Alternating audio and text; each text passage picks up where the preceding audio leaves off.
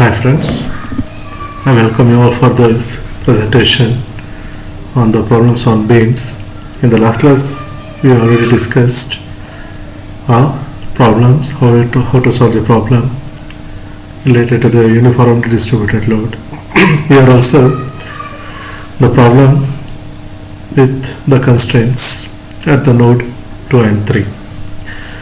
Let us solve for the vertical deflection and slope at the point 2 and 3 for the beam problem as shown in figure, and also we need to find out a maximum deflection at the center of the beam carrying UDL, that is the element 2. Okay friends, let us go to how to solve this problem. But before starting the problem, you have to be very careful that at node 1 it is completely fixed. At node 2 there is no vertical deflection, but it can move horizontally. Even at the node 3 there is no vertical deflection, but it can move horizontally. So before starting the problem, we have to be very careful about the constraints. Okay, and in the problem they are given E as 200 gigapascal and I, moment of inertia, as 4 into 10 to the power of 6 mm to the power of 4. So first let us convert that everything in terms of kilonewton and meter. So E become Young's modulus become 2 into 10 to the power of 8 kilonewton per meter square, and I 4 into 10 to the power of minus 6 meter to the power of 4. So the elemental model for this is as is 3 nodes 1, 2 and 3. At each node there will be 2 variables. One is vertical deflection, another one is slope. So there are 3 nodes, therefore there should be 6 variables, that is V1, V2, V3 related to the deflection, theta 1, theta 2 and theta 3 related to the slope. What are the data is given? Okay, he has given that L1 is equals to L2 equals to 1 meter, and the load that is acting on the element 2 is P0 equals to minus 12 kilonewton per meter, which is acting downwards. Correct? Yeah.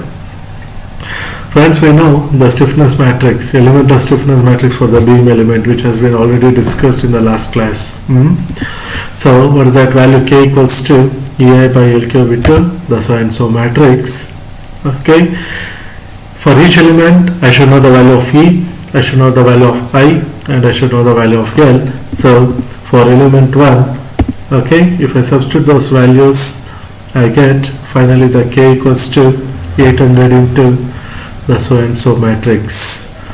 Okay, since for element 1 these 2 related to the node 1 and these 2 related to the node 2.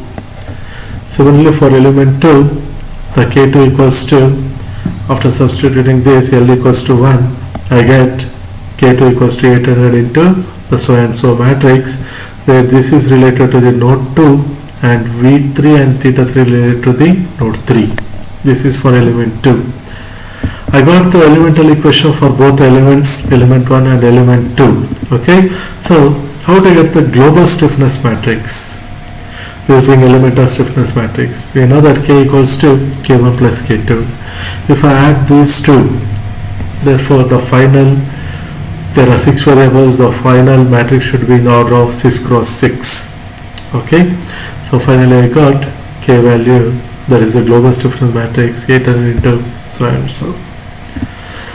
Once the elemental stiffness matrix I got, next I should go for the displacement vector, that is 6 variables, that is V1 theta 1, V2 theta 2 and V3 theta 3, and the load vector F1, M1, that is related to the node 1, because one force is responsible for the vertical deflection and another one is responsible for display angular or theta slope.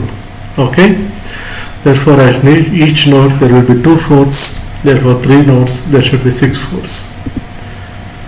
Since the load is acting at the element 2 itself, okay, the loads are considered at the element 2, that is the uniformly distributed load, that is T2 value is given for that, which has already been discussed. P naught LE by 2, P naught LE square by 12 for node 2. For node 3, P naught LE by 2 minus P naught LE square by 12. If I substitute the P naught and LE value here, LE value is length, value of the element 2 is 1 and load is minus 12 kilonewton per meter. If I substitute, I get the force minus 6, minus 1, minus 6 and 1 put together. The global force vector will be 0, 0, node 2 and node 3. This is minus 6, minus 1, minus 6 plus 1.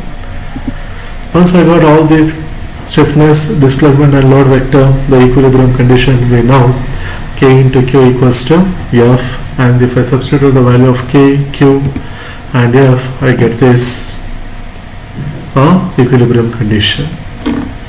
Once we arrive this, we should need to apply the boundary condition. Obviously at the node 1 is completely fixed, V1 equals to 0 and theta 1 equals to 0. In case of node 2 and node 3, vertical deflections are restricted, therefore V2 equals to V3 equals to 0. So I need to find out the value of theta 2 and theta 3. So I go use the elimination approach method. So after eliminating the rows and columns, I get finally this matrix, and after simplification I get the theta 2 value is minus 0.26 into 10 power of minus 3 radians, and theta 3 value is 0.44 into 10 power of minus 3 radians. But the problem is not yet completed, because they even asked to find out the maximum deflection at the midpoint of the element 2. In order to find out maximum deflection, I know the formula V equals to H into Q. Obviously friends, what is H? Armature function, which has been already discussed in the previous session. H1, H2, H3 and H4. So if I substitute that, finally the maximum deflection V equals to H1, since I am writing for element 2, V2 theta 2, V3 theta 3 comes into picture, therefore V equals to H1 V2 plus LE by 2 H2 theta 2 plus H3 V3 plus LE by 2 into H4 into theta 3. So I should know the value of H1, I should know the value of V2, H2 theta 2, H3 V3, H4 theta 3.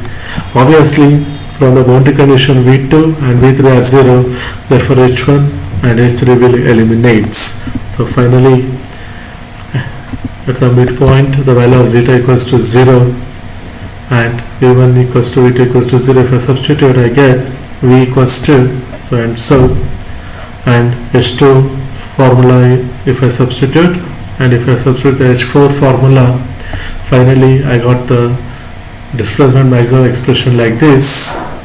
Okay, and if I substitute the value of zeta, that is 0, and theta 2 value for this equation, finally I will get maximum deflection at the center of the element 2, that's value equals to minus 0.0893 into the power of minus 3 meter.